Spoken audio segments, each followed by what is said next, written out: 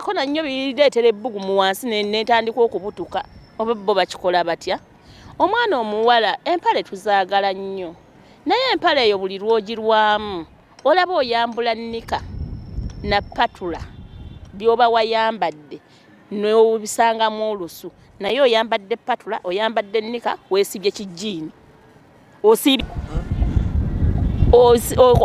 osiibye mu jiini jiini eyo ogitaddemu patula ogitaddemu nnika oyambadde jiini kale bambi ne wooyisa nnakkuwo talina bwe yeetaayiza era akusigalamu okitegeera kati lwaki toowunye Fred omuntu yenna ng'omwagala totya kumugamba ky'omusanzeeko naye gw'otayagala ogamba kigende. For example nze omwami wange yansanga nga bwe nali ngeze ewa Nakakaawa nakola haafu yatandika okunsombera eddagala nga ye yennyini yansika bwe yatuuka waayagala n'aŋŋamba nti awo wali fine okitegeera singa yali tanjagala teyandikikoze kati gwe bw'oba onjagala lwaki oba toŋŋamba nti mu butuufu kino na kino nedda. Ya nkubuuzaako nnyo atulaba obudde naku lwaleero bampita Growner MC oli ku YouTube yemu eya Growner Media akooli nkubuuzaako nnyo gwali Dubai ali Qatar ali Saudi Arabia ali Bahrain ali UK ali London South Africa Peter Nax tumubuuzeeko nnyo omukulu yagamba nti sirisaakoko ku mwato kuba nnyondere atukubuuzaako nnyo Uncle Peter Nax bamuba by the last time ndowooza weeks nga zize mabega bamuyingira ne bamubba ababbi b'emmundu naye obulamu yabusigaza kyekirungi batwala butwazi bye baatwala naye ye waali South Africa ogimanyi si nnyangu ate n'ekirala njogera omujjukiza nali sikubandere ebiseera ebisinga buli muntu aba ne perspective kumwalabira ebintu and these platforms are here I give my opinion you understand nze yendaba yange y'ebintu so you entitled to your opinion and I know opinion ye so nti yabanga gwasabula nti nyinzo ba muye mu perspective ye nawulikikanga asabula nenga ate waliwo mu appreciating na ngamba ni choyogedde ekituufu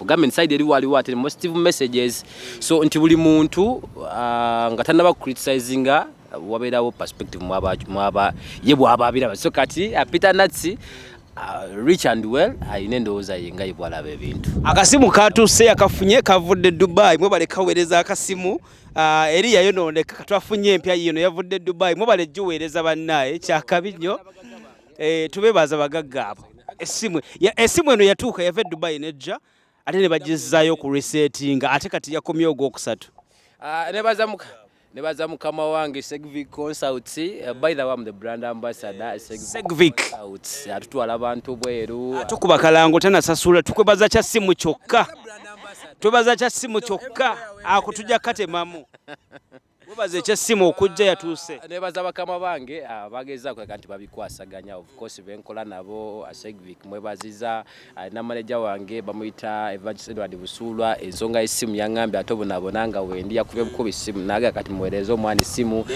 kuliko omukwano gwange Simon Rock ebesimu yabikwasaganyiza kuliko ne kati Simon Rock ayina essomero Emitiana omugagga wa Segvic senga muwomya tumuyina leero twetaaga kwate iPhone kati eriko iPhone 16 15 kati tukole ku kyono senga muwomya kuba kati ye musomesa gwe tuyinawo atendeka abaana eby'omu kisenge so ndowooza essimu eddako okujja wiiki eno tulete essimu ya senga ya iPhone 15 gye yasabe yeeyo ndowooza Note 10 sijja wayagadde plus era yazeeye bwetyo bweri bampita Growner omukulu gwe bayita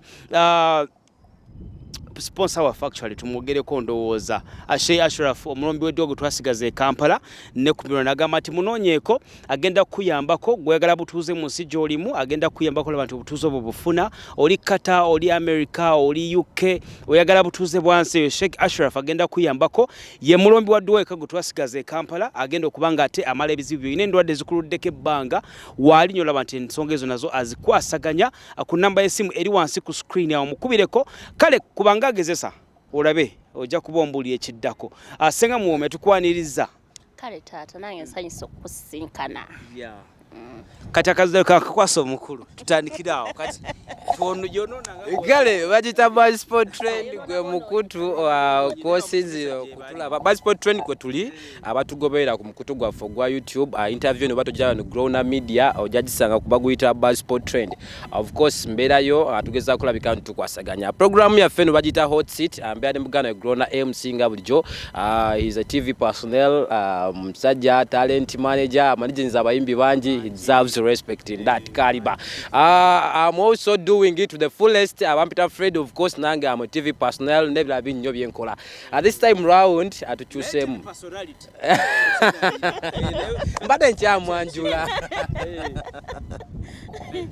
Okay, Senga. This beautiful soul, webali kulabika bulungi. Webali kusima. Naye ninayo omukulu era anfaananya bwenti. Ekyo kibadde kyetaagisa kwongerako. Kati tusobola tali mukazi alabika bulungi bwati. Nga tayinaayo mabega amusindikako oba eggwe. Ekyo kireke kisigale mu birowoozo byaffe nga tukimanyi naye tokitukuba nnyo. Naye era nina naye nnoonya. Omukazi yenna olina okwongerako. Wangi maama. Ekyokwongerako.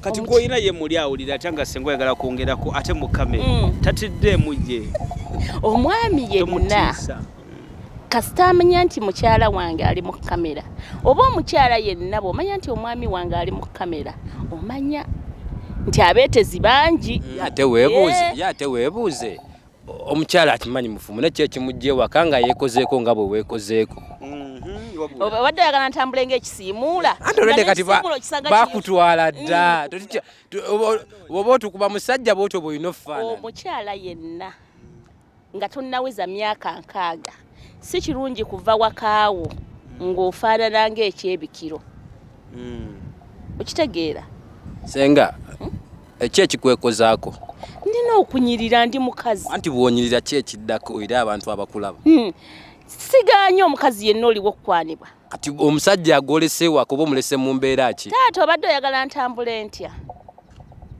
bino Growna simanyi oweewuwo omukuuma otya nga ave waka ndisenga bwe naasiiwuuka olwo ngenda okugamba nti munnayereega ebbeere genda onaabeko anaanaaba atya nga nze ntunulanga ku video yasooka nina kuba kyakulabirako nkugambe munneegula kalipstick yisa ku mumwa nga nange ngutiitinze sengo kyeteeka buno obudde omukyala akoma okwetega ku myaka 5 oba oyo nga si mufumbo ate abakyala abafumbo be bakyasinza okwetega senga onyambye ku myaka 5 bwe twali tukola atoma sciences batugamba nti omukyalo okugenda mu gundi okubeera mu process nga takyagenda mu periods ze agiba myaka gyali 45 batugambye 45 kati bw'ongamba nti omukyala yeetega paka ku myaka 6 nsuubira nti ow'enkaaga batakyagenda mu periods ze sex libido eba ekyali waggulu ng'ono omuvubuka omukyala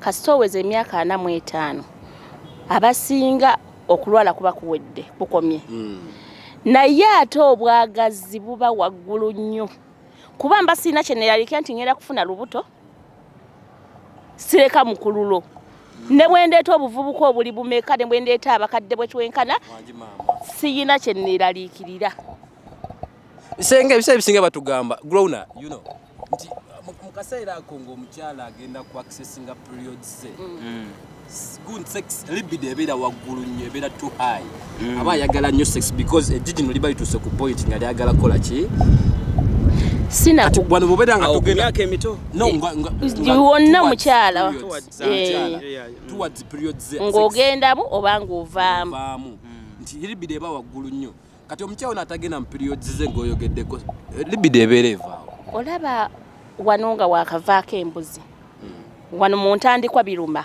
era bw'osanga kukwata obubi ojula obutabiddamu naye bw'osanga kukwata obulungi akuleetera okuddamu ogwokubiri naye bw'oli ogusooka ogwokubiri ogwokusatu ogwokuna gwa yeetwala kati gundi eyo gy'oba nayo mu ntandikwa ng'oyagala kati wano bw'obeera mu 30s gundi egenda ekka appetite tokyayina famire zitumazeemu nga ne boonoonya otuzzi tokyatulaba okitegeera olina byolowooza naye bw'oweza emyaka 5 toyina kyolowooza Wandi mama. Kyolowooza kibweki sex. Kwataano. Teri mbuto. Teri lubuto. Teri chi. Teri ki. Tokyeraliikirira siriimu oba naafuna siriimu. Emyaka gy'oba osigazza giba gya kunyumirwa. Kati muganda wange Grown ayagala okwegatta buli lunaku. Linde ku myaka egyo tetujja kwebonyaabonya n'abantu abo. Ate era bwe ntuuka mu myaka omukyala yenna bw'otuuka mu myaka egyo oba omwami sisobola kuyita mukadde munnange. Nkwagaza ki mmala ŋŋambe ennyiga omugongo. Awo Olina kunoonya buno. Nina kunoonya buvubuka mmwe obumalayo. Okitegeera. Yensonga lwaki baagala abaana abato? Tebaba baana bato omwana omuto balimu endasi. Ayina endasi agenda okutuusa gy'olaga. Era bwe nkufuna ng'oli muvubuka muto nga byokola si byagadde olaba butadda. Yezari Hassan ne munne Shakibu. Ate Shakibu omulaba n'entunula eraga nti amalako. Gwe nawe okubamu obufaananyi. Ogenda n'omutunulira obuvubuka n'ogamba ogenda nawe bw'omulaba Shakibu tosigala kyekimu. Tosigala kyekimu. Egyo emyaka. Senga omuvubuka kati nga Grown MC nga Shakibu bwakera ku makyana kwana. What comes to your mind first? Mugine emyaka. Sinnabeetaaga nnyo. Ngamba kale nga ze naku approach bavubuka abo beekaza. Ya omuvubuka asobola omumerera mu mukazi n'ogamba obuvumu yabugyewa. Watifu yeekazizza ogola Grown avuddemu egamba kigambo. Grown kati oyo. Kyekisooka okujja mu bwongo obwo. Kati bw'obanga mutima kuba omulimu omusajja ajja okugamba ng'olwedde yawa mugwadda. Okitegeera? Ng'olinze bulinzi ayogere. Osalawo n'omugamba kati ono wakunnumya mutwe. Kati mmwe emyaka gyammwe kati kunze munnumya mutwe. Siina ssente nti ziri awo. Okitegeera? Naye bw'osanga omukyala myaka 6 ayina kasente ke oyagala toyagala wakugambira oba ojja kukkiriza. Ate gwe abamwetaaga naye kati mmwe mukyali bavubuka ogamba omukadde ono neesibako ye mwavu mba ngenda kukaaba buli lunaku. Kati ate nze njagala benkaabya. Nawe okyaluma omutima Senga. Sente ze ajja omusumbuwe. Senga nawe okyaluma omutima. Maama nnyabo. Mwana nga tannakusaba ng'oli mu kkaabira la. Omwana nga tannakutuuka mugenzi w'ataatuuka. Omanyi be tuyita abagenzi mu laavu. Bebo ba ex. Ekigambo kiyempedda mu kikozesa. Bo mutadda. Kati oba mu okujjako Grown nsikikkiriza ludda mu kikozesa basi for trend kikyuse mtufuna. Ani gwayita omugenzi. Ba ex baffe muli bagenzi. Katono badda. Ex bwakoma. Abazze kulumya bijja. Abazze kulima bijja. Azze kola ku bijja. Ex osobola okumuza. Lindako kana akantu kogere buli ex aba mugenzi. Nze ku side yange. Gwe wakyawo obe yakukyawo. Nebaza Katonda. Sifunanga kammanyiira bwatyo. Tonakyawa. Sinnakyayibwa. Nze akukyawa. Era bwe nkulaba otandise okwemamaaza emisinde gye ntwala.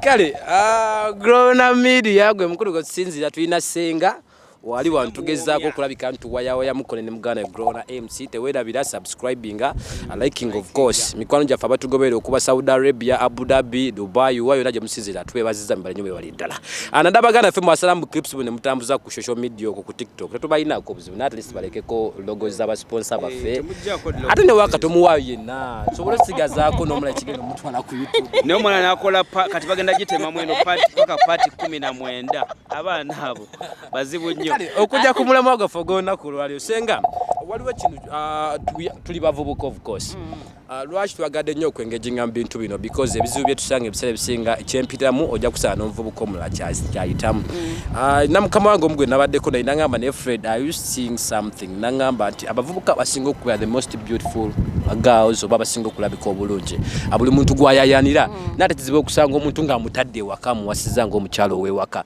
wesanga nti ayinza obbeera eno n'amusanga eyo n'amukwana n'ogenda okunywa gwatadde ewaka ng'alinga nakivumbi oli ow'omukyalo lwaki ebiwala ebyo ebibyo ebyo birabika sitali muntu mubi of course tukitereeza naye abalabika ng'oba awo boyinza oga nti si be bamalayo ennyo si be bannalulungi b'ensi eno be bali mu maka g'abantu buli mikolo gye tugenda be bayambaza kadaali lwaki ate nga tulina abawala abali beautiful obulungi si kufumba mwe abavubuka mugenda ne mukola ensobi eryaje noleeta noweegomba akabina gwe noowasa akabina n'okateeka ewaka ne weegomba amaaso n'ogaleeta n'ogassa ewaka ne weegomba ebbeere naye sooka weebuuze nga tonnamuleeta kumuteeka waka kabina na maaso na bbeere we binaggwaawo era gwe woobirabiddwa osuubira muli bameka ababiraba muba bangi abawala abalungi abo obutatuula mu maka kufumba ne bakola emikolo wiiki emu n'afumba omwezi gumu ogwokubiri nadda ewaabwe nti abamulaba baba bangi ababa mulimbalimba ye aba alowooza nti obulungi bwe bugenda kubeerawo lubeerera saate nze omubinji agamba maama senga muwobya waabwe bwe nnaava ewa Aruna ngenda kufumba we ewalala ne bw'onsiimuulizaako ebigere nga nnina kutuula nfumbe ate abakakyala ffe be bayita ababi tuzaala mangu nkukwate munnaye tonggendako nkutega mangu bwefuna gapu ya Growna onyegamu bunyezi bakanya kubujjamu tojjaamu iyi Growna nsobola okuzaalamu omwana nze nesi ku bagundi ngenda nkeera ku mapeera waggulu nennangirira kakati awo sisobola kulujjamu wabula nnina kwefunza nkufunye ntya kati ate omulungi alabira ddala ng'obulungi bwe kwagenda okulya lubeerera naye abaana abawala kye batamanyi nti bw'otuuka emyaka osobola okweraga ku myaka 18 mpaka myaka 23 oba okyalina choice myaka 24 mpaka myaka 28 otandika okugenderera abadde ba Growna batandise okukendera